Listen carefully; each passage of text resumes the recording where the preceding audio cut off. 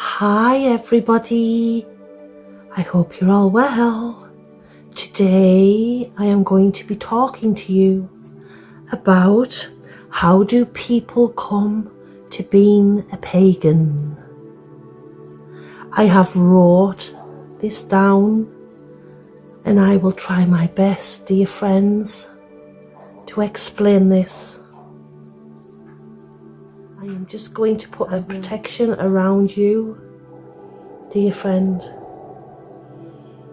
so I know that you are nice and safe here with me.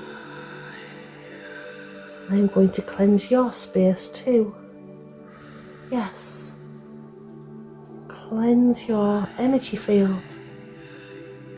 Cleanse around you, so I know there is nothing negative attached.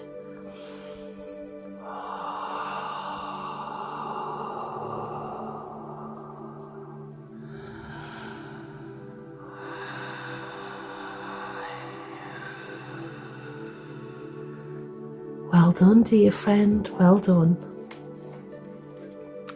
I have wrote some notes down today because I would like to explain how do people come to paganism. I will start by explaining the best I can and take it from there, my dear friends. Many of us grow up with a sense of nature in sacred and divine spaces also. It is natural even for children to go into the woods and make altars to honour the spirits of the trees around us, in the same way that if we go to the beach and we touch the sand, shall we say, we are connecting spiritually, even without knowing it sometimes also. We do not need to be taught these things. They already reside inside of ourselves, though some people do. As we grow up and get older, many of us forget that we have been taught these things from an early age. We start to lose our sense of sacred presence, even from in a tree, from when you were younger, when you would go out and build tree houses, sit on the roots, touch the trees, feel them, even because when you were little and did that, that tree made you feel safe.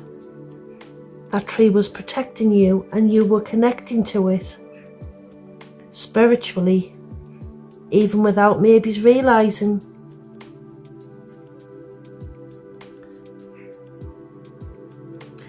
A lot of people forget about what they were taught from a young age and what they connected to.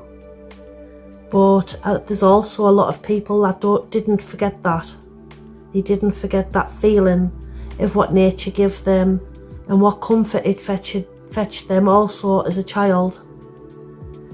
They kept the connection through their whole being, their whole life, even up to a very, very good age. They would still always go into the woods walking, or just sitting by a tree, talking, still walking up to it and feeling the texture and the bark of the tree, because trees are so magical and fascinating. The trees protect us. They do, because they go down into the ground, through the earth's core. Their roots go deep, deep, deep down. And when we sit, touch, or simply just connect to a tree, that tree is keeping us grounded and protected from any harm. It is. So for instance, if you are feeling a little off balance, shall we say, find a tree, go and sit with it, observe it, listen to what it is giving you and how it is making you feel also. And by doing that, you are connecting spiritually to sacred energy. And there is no better feeling than doing that, dear friend. You have to be patient though. You have to listen. And most of all, be kind to the trees. The trees provide for ourselves. They give us so much more than you think. Because if there was no trees, there would be no us. Yes, oxygen. The oxygen that the trees provide for the world is what keeps us alive. So we must protect the trees. We even turn to prayers spontaneously to the goddesses, or to the Great Spirit, shall we say, that the gods we find in our city temples and churches are not the gods that speak to us in our dreams and visions. Often we feel lonely, believing nobody else shares our sense of mystery, and wonder, even with other children, we learn the myths from our ancestors at school. But for us, these stories are not ancient history. They are alive and meaningful. We learn that centuries before, our ancestors honoured the gods of the skies and the wind, of the sun and rain, and that they honoured not only gods but goddesses. We learn that once goddesses were honoured and respected, they ruled battle and war. Wisdom and learning even, as well as those things which in recent centuries have been thought of as a belonging to the realm of women. The hearth and home, childbirth and motherhood. Many of us have felt that a change was in the air, maybes. In adulthood, we may have called it a change of group consciousness. The old gods were walking. They filled our dreams, and we wrote stories about them. Perhaps we painted their images. Perhaps we sensed that others felt this too. It may not have been our friends and relations, or perhaps it may have been authors of books, shall we say.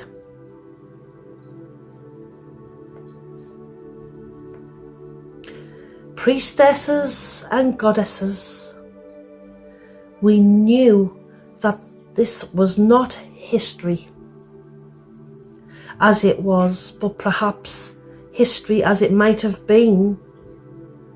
We dreamed of a world where the goddesses could be made to manifest, and the ancient gods, god of hill and forest, were honoured. If we are Native Americans, Perhaps we read of ancient ways of our grandfathers and grandmothers, of the blessing way, the medicine way, shall we say. If we are Celts, we read the myths of our Celtic dreams. For others, the myths of the Norse, which means great-grandmother, seem to speak with such power and resonance, which the religion we taught as children lacked. There may be clues which led us to discover that we are not strange or otherworldly or bound up in a forgotten past, but that we are pagans. We may have read books about modern paganism, heard a radio interview, read a magazine article, or met someone through work or college who said, "I'm a pagan." And we knew then that we were too. We are not alone. All over this world, there are others worshipping the ancient gods, honouring the powers of the soul and the spirit, the powers of magic and myth.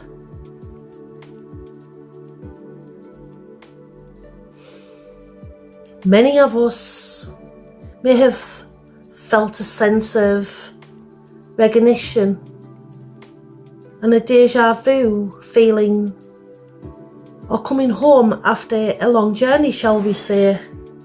We have returned from a long exile to our own people. Many may have felt they were pagans in a former life, perhaps. Druid, shaman, priestess, or wise women, a witch perhaps. This label describes what they feel they are today and what they seek to be. They may have a sense of vocation, of being called by the gods. They may meet others of like mind by chance, or by pursuing advertisements, shall we say, in pagan journals or historic book stories. Perhaps they study with others who teach the pagan mysteries. Perhaps they choose to pursue their path alone. Yes, dear friends, that's what I do. I follow my own path alone. Whatever the future path, they will share a common sense of arrival, of being now in their rightful place. They will have returned to the ancient ways that now speak to the future. They will have come home. One of the reasons people who come into paganism often have a sense of déjà vu, like myself, is that we all inherit a collective human memory, shall we say. Pagans believe that spiritual knowledge unfolds from within ourselves. It does. To gain it, we must access this deeper. It's a deeper layer of the mind, dear friend, that is collective, unconscious, and contains the full of all human knowledge, past, present, and that which has yet to be revealed. Much important knowledge has been lost to consciousness memory. We have forgotten how to read the book of nature Our Western eyes look out on the Arizona desert, and we just see that we do not see is a stonehouse of food, water, plants, medicine, belief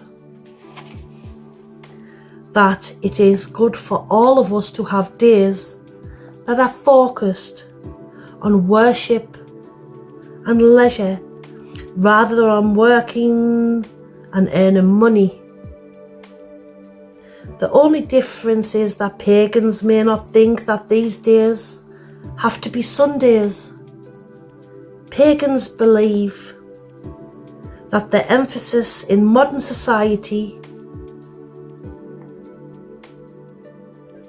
may enrich us materially, but it leads to spiritual impoverishment and enriches us at the expense of the generations which follow. The resources of the earth are not infinity. There is more to life than shopping till we drop, shall I say. Our material needs are important, but to pursue them without limit is counterproductive. For material things alone will not satisfy our deeper needs. The spirit too needs substance. And I am going to leave it at that today, dear friends. I hope that you enjoyed this. Love and light.